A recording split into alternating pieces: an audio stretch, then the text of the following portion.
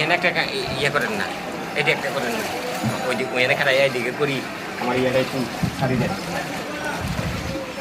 ভাই। আমার নাম হলো কাদল, বুঝছেন? আমি একটা 3-4 বছর একটু দোকানদারি করি।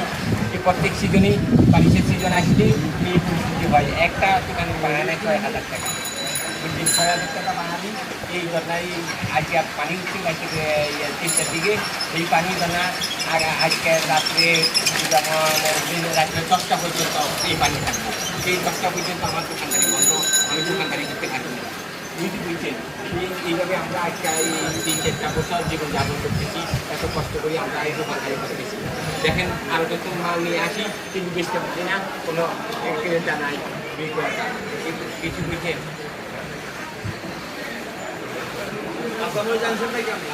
ইনশাল্লাহ আছে। কাঁচামরিচের দাম আজকে বেশি, কিন্তু 1 পোয়া মরিচ বেশি আজকে 90 টাকা, 100 গ্রাম মাত্র 40 টাকা। কারণ মরিচ 5 কেজি আনলে 3 কেজির দিকে আর কাঁচা পালায় এদের লাগে, বৃষ্টি ভিজে গেছে সব। দেখেন দোকানটা পানির ভিতরে ভাসতেছে, 1,000 টাকা লস। আমার আজকে অন্তত 10,000 টাকা আমার লস হয়ে গেছে। কাঁচামরিচ, শুকনা মরিচ সব ভিজা, সব পড়তে গেছে, নষ্ট হয়ে গেছে।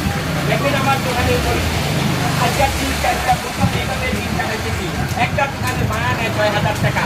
মাসের 20 তারিখে ভাড়া না দিলে 21 তারিখ হইলে কোনো বাইরে উঠবো ওখান থেকে। কিসের টাকা দোকানদারি করবা, বাইরেও ভাড়া না দিতে।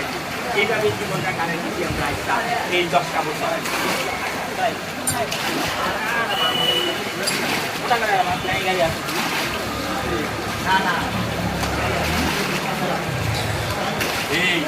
আমার নাম হলো কাদম, আমার বাড়ি হলো নোয়াখালী ডিস্ট্রিক্ট।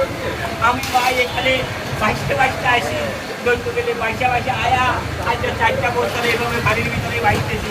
আমার কপালে দুধ গেল না, কপালে রয়ে গেল আমার। আমি বাড়ির ভিতরে ইচ্ছে আমার জীবনটা শেষ আজকে 4টা বছর। 6,000 টাকা দোকানে ভাড়া ছিলাম, বুঝছেন? আরো তো মালা বানাই নাই না, কোথায় ভাড়া যাওয়া লাগে, কারণ কাস্টমার